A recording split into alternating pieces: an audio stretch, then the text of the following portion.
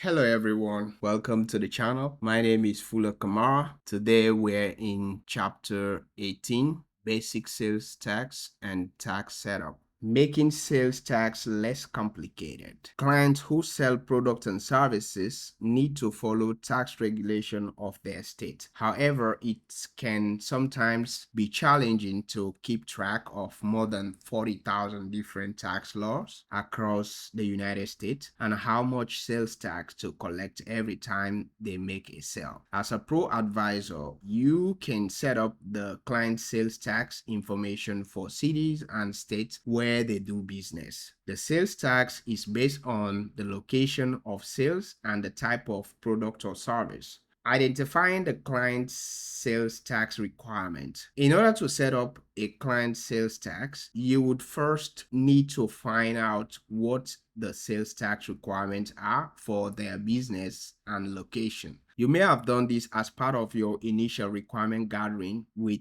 the client needs assessment tool. Here are possible questions to ask the client. What is their company's address? When did their last tax period start? Which agency do they need to pay their sales tax to? When did they start collecting sales tax for each agency? And then what is the filing frequency? Do they do business in more than one state?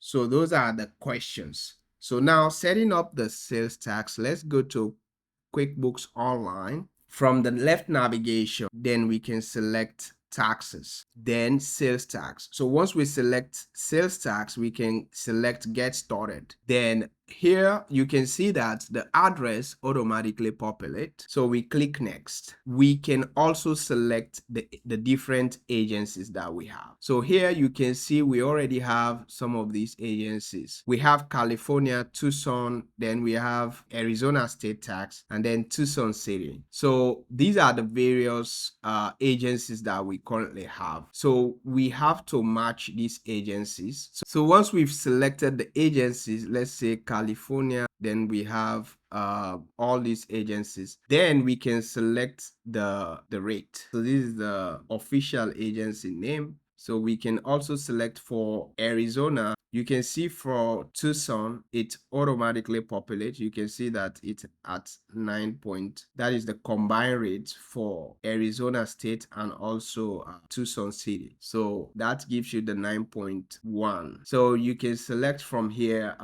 So for the state, you can look for Arizona. So Arizona State, which is the Department of Revenue, and then the Arizona Department of Revenue. Then we also have the Tucson City. It's still Arizona. So instead of the state, this is the county, right? We select save. So once we finish, we select save. So these are the active rates. So these rates are pulling directly from the Intuit database of rate. So you can see you also have the option to make changes. So if you want to change, you can select change and click next. So if we're good with this, then we click save. So now this is the sales tax center. So now we are going to set how frequent is the clients filing their taxes. Is it a monthly? Is it a quarterly or yearly? So we want to know that. So we can set the frequency. So in this case, let's just say quarterly. So for this case, we can select quarterly as the frequency. You see, you have option monthly, yearly, or quarterly. So I choose the quarterly.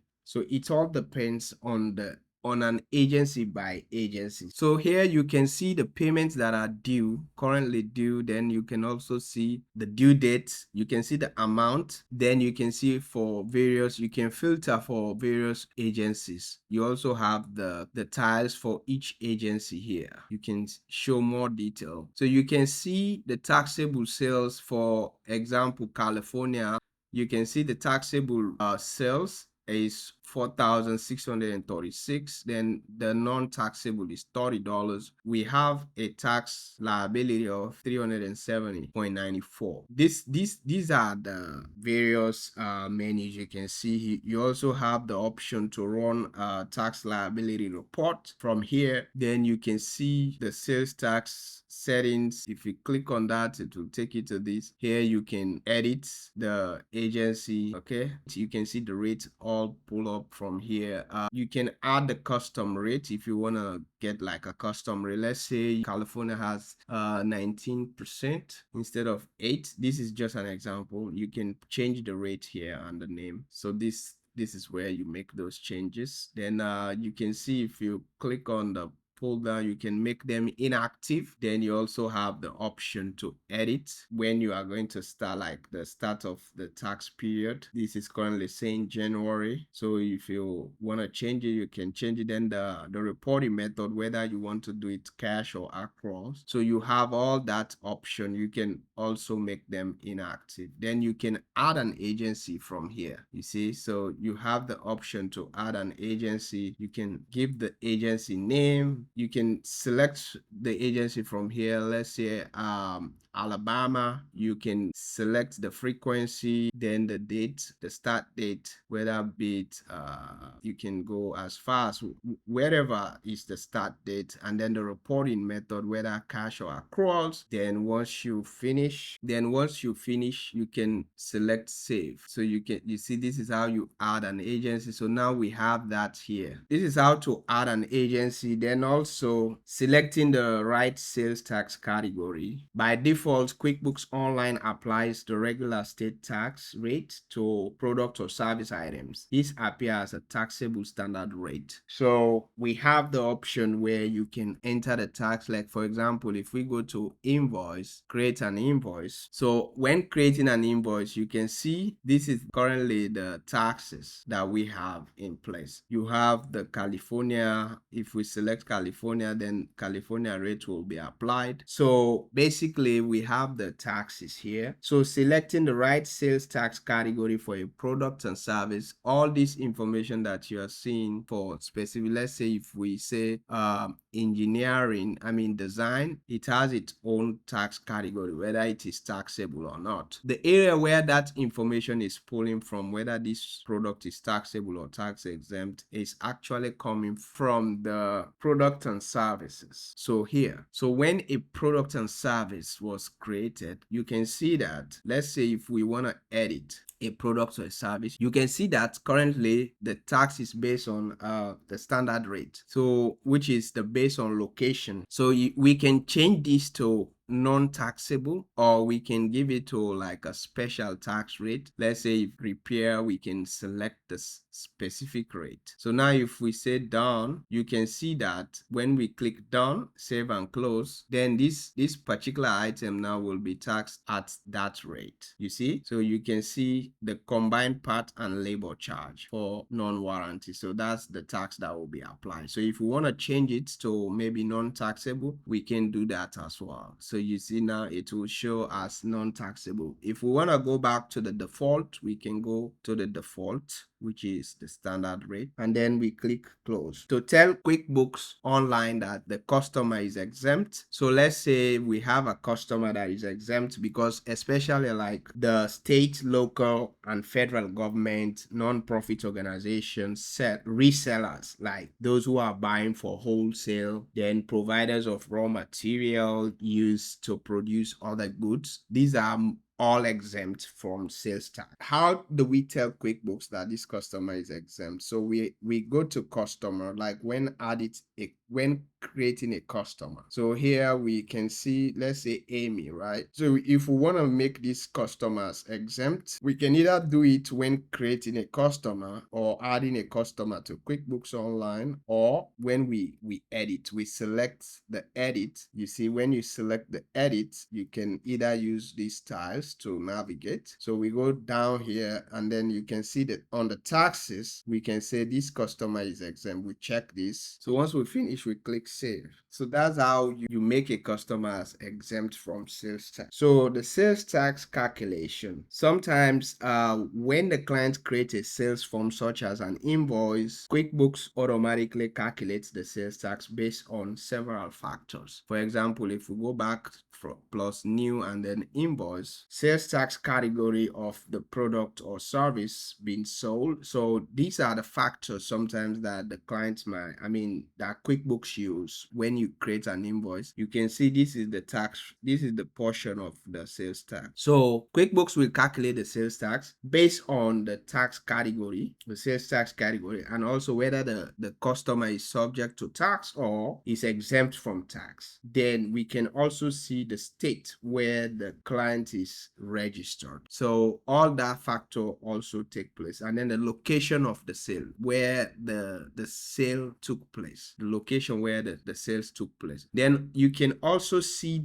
how the tax is calculated by selecting see the math. So if you click see the math, it will show you, let's just add a dummy transaction, so we can see how the sales tax is calculated. So we can see how the tax is calculated by selecting see the math. So here currently you can see the customer, they say this customer is not tax exempt, so meaning it's taxable, meaning this customer is subject to sales tax. So currently this customer's default tax rate is based on location. So we can change that by selecting the edit. Okay, if we select the edit, we can see you have the option to make edit, or we can say this, make this customer tax exempt, or we can just select another rate. So we have that option. Then you can see the location and address based on where you sold your item. That's how the tax was based. So you can change that. You can change this address by putting another address. So you have the option to change the address, save and continue. The tax is also based on the product and service. Once we finish, we can click save and close or save and send. So you have all that option. For me, I will just click save and close. So you have those options. Now let's go back to the QuickBooks Online. So the QuickBooks Online sales tax calculation based on location. By default, QuickBooks Online calculate the sales tax based on locations, on the address, on the seller's address. When the client creates an invoice, QuickBooks Online will display this address in the location section. So for example, if we click on the invoice, you can see that we have the location of the sale. So QuickBooks Online will calculate the tax based on this address. However, if there is an address in the ship to field, like for example, if you click on this shipping information, if there is an address here, the tax will be calculated based on the ship to field, based on the ship to address instead of here. So you can see now the shipping, the location address now changed to ship from. So now the tax will be calculated based on that location. You can see the changes how the tax is calculated by viewing the math. So you can see now, you see the tax is calculated based on the merit drive. So if I change the location, if I remove the location there, let's say if I delete this location, then I go back to see the math, you can see the tax calculation now will be based on the shipping address, the location where you are shipping the product from. So that's how the QuickBooks Online calculated tax. So update the address, you can do it on here as well. Like for example, if you want to change the address, you can change it from location of sale. You can update it directly from here. So you have that option. Then nexus, sales tax nexus refer to the connection or level of contact between a business and a taxing jurisdiction. Nexus is established when your business starts selling or operating in a state. At some point, your business activity meets economic or physical nexus threshold. Once nexus is legally established, you are required to register as a seller in that state. You will start to file sales tax for those specific agencies. Okay, let's say for example, you are like Amazon. Amazon has a location in Texas, but they are selling products to customer in maybe California. So nexus require, if the sales reaches a specific threshold to customers in California, let's say the sale to customers in California meets a specific threshold, or maybe Amazon has a location in California, then they will have to pay sales tax to California. So that's how nexus works, because even though some business might not have a location in a specific state, But since they have activities, like they are selling stuff to that state, even though they don't have a physical presence, but people can buy their product from online, then if they meet specific threshold, or they will still have all tax to that agency. So some states have like destination based rules. The destination of transaction take precedent. So if the state has like a destination base, that is wherein taxes is levied based on the destination of the product, where the product is going to. Then the sales tax is calculated and collected based on the location, district, or county of the ship to address. Then we have some might have like origin based rule. So if there is an origin based rule, meaning the tax will be calculated based on the origin of